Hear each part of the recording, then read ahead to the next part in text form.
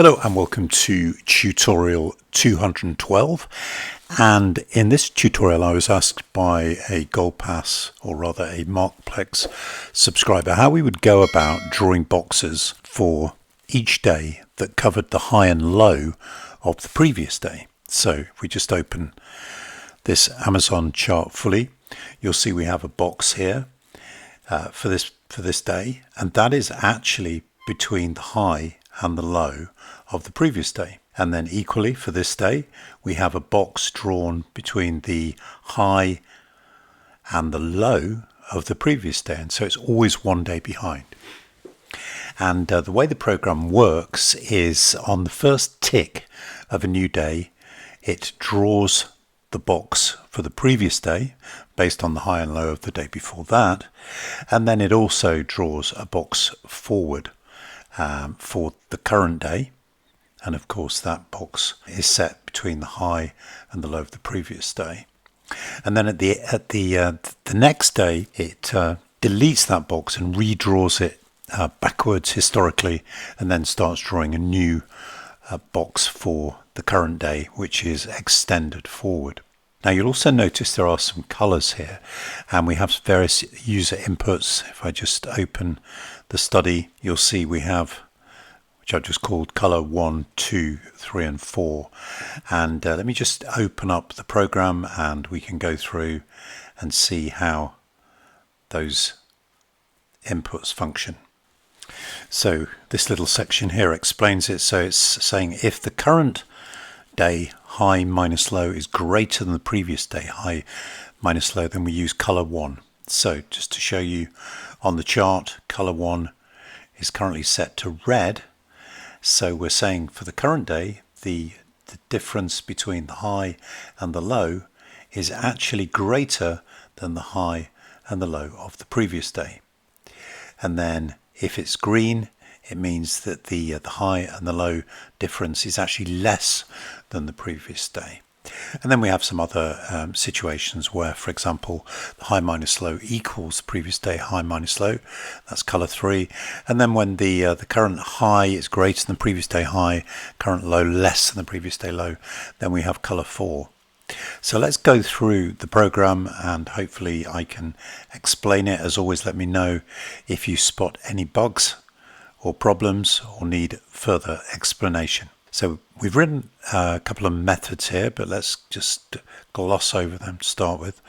The first thing that we're really doing is actually storing the bar status into bar status, what I've called LT. It's a variable. So what this basically does is it stores that when it's at the end of the program. Then when the program runs again on the next tick, we now have a record of the value of bar status 1 the previous tick. So that is useful, for example, at the end of a day, if we start a new day and bar status LT is equal to 2, which means that this is essentially the first tick of the new day, of the first bar in the new day. Then what we do is, as I mentioned, the first thing is delete what I've called last box.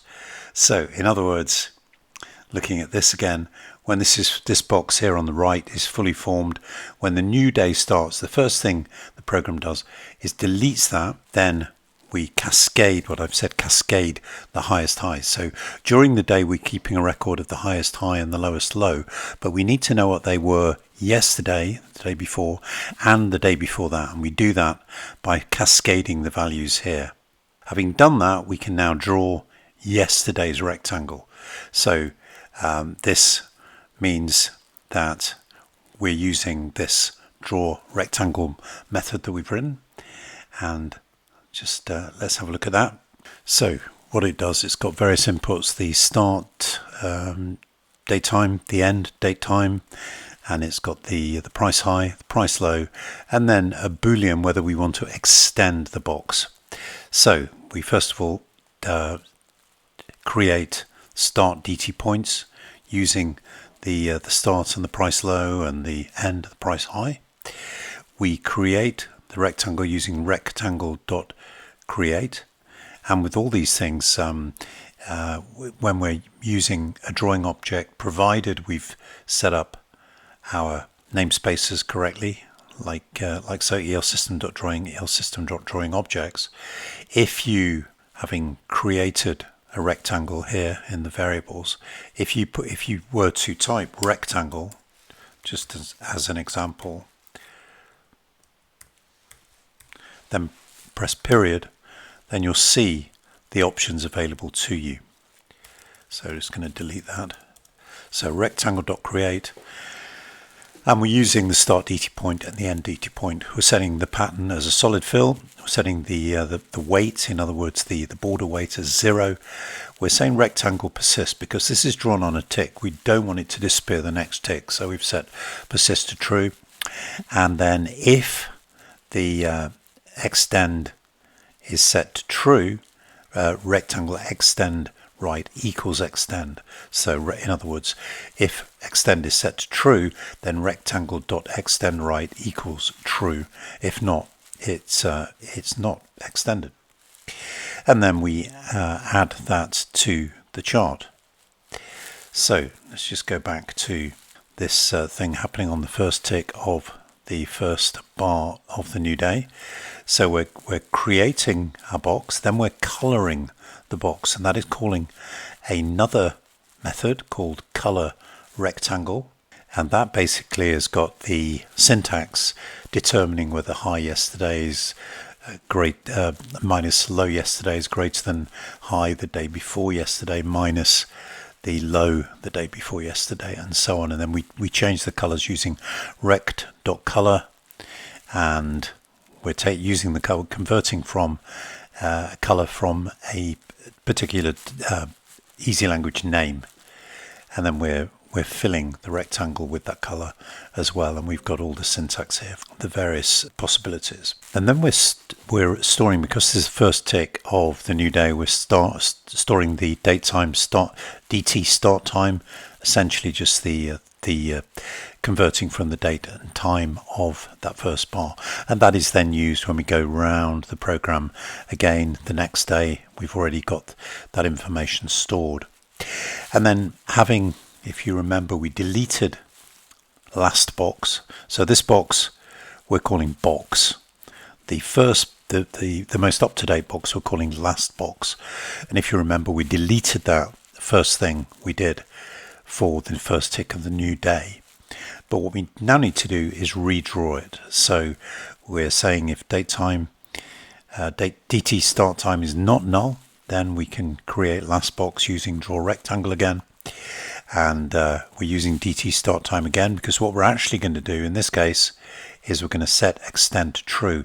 You'll notice previously we had it false, here we're setting it true, so that will be extended to the end of the chart, and then we color the rectangle again. So that is what we do on the first tick of the new day. Throughout the day we need to keep a record of the highest high and the lowest low. We just say if high is greater than the highest high, then highest high becomes that high, and if low is lower than the lowest low, then lowest low becomes that low. Finally, we need to update the color of the last box. So the box, in other words, the historical boxes, they will stay the same color because nothing is changing.